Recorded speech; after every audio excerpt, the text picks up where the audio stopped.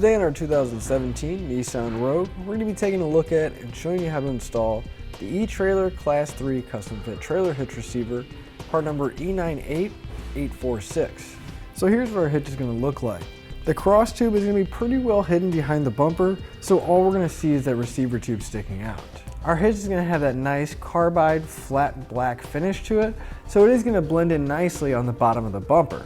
And it is a Class 3 hitch, which means it's going to give us that 2" by 2" receiver tube opening up a lot of doors for a variety of different accessories. The way we're going to mount any of our accessories to the hitch pin hole here on the side, it is going to accept a standard 5/8 pin and clip. And while these aren't included, you can pick them up here at etrailer.com. As far as our safety chain connection points go, it's going to be a loop style welded to the bottom of the receiver tube. And as you can see, we're not going to have too much trouble getting most size hooks on or off. Now, as far as weight capacity goes, our hitch is going to have a 525-pound tongue weight, which is going to be the maximum downward force at the receiver tube. And it's also going to have a 3,500-pound gross trailer weight rating, which is the amount it can pull, including the trailer and everything we have loaded on it. Now, with those numbers in mind, you should always double check your Nissan's owner's manual and never exceed the manufacturer's recommended weight. I'd like to give you a few measurements, and that's going to help you when looking at accessories for your new hitch, such as a ball mount, a bike rack, or even a cargo carrier. From the center of the hitch pin hole to the outermost edge of the bumper, it's going to be right about 5 inches. That measurement is going to come in handy when you're looking at folding accessories to make sure you have enough clearance and it's not going to hit the bumper. From the ground to the inside top edge of the receiver tube opening, it's going to be right about 13 3/4 inches. That measurement is not only going to come in handy when you're looking at a ball mount to find the appropriate riser drop to match up to your trailer, but at that height, I would also recommend a bike rack or a cargo carrier with a raised shank to give us a little bit more ground clearance. So now that we've seen what our hitch looks like and gone over some of the features, let's show you how to get it installed. To beginner installation, we're going to want to come underneath our Rogue, and on either side, we're going to have plastic underbody panels that are going to be covering the frame up. We're going to need to remove those, and we're going to have several fasteners going along the edge. So to remove these push pins, we're going to take a flathead screwdriver. We're going to pop out the center section, which will relieve tension, and then we can pull the rest of the clip out.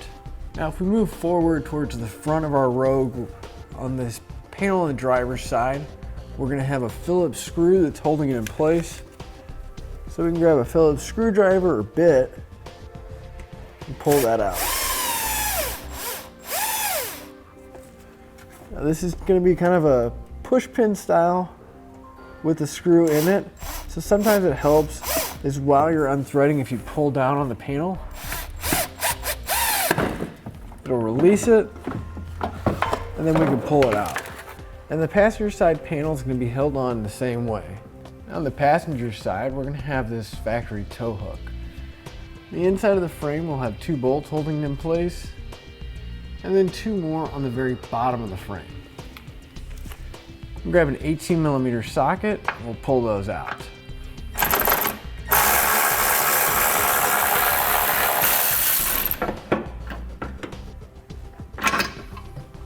We'll pull that out, and this is not going to be getting reinstalled. Where we took our tow hook out, those 2 holes in the bottom of the frame on the passenger side, we're going to take one of our new M12 bolts from our kit. We're going to make sure that we can thread them in easily by hand. There's no dirt, debris, or rust inside of there. Now on the driver's side, we're going to have those 2 in the same location, but if we move farther towards the front, right by our exhaust hanger, we're going to have another weld nut and a threaded hole. Again, you just want to make sure that the threads are clean and that you can easily thread the bolt in by hand. Now with that extra set of hands, we're going to lift our hitch up. You want to make sure you get it over the exhaust. Then we'll line the holes up with the weld nuts in the frame. We'll take our bolt and conical tooth washer. You see it's got teeth on it. You want to make sure those teeth are facing up towards the hitch. You want to get at least one started on each side, hand tight. That way the hitch will support itself and we can work on getting the rest of the hardware in. With all the hardware in place, we'll come back with a 19mm socket and snug them all up. We'll come back with a torque wrench and we're going to torque all of our hardware down to the specified amount in the instructions. That'll finish up your look at the eTrailer Class 3 custom fit trailer hitch receiver, part number E98846 on our 2017 Nissan Rogue.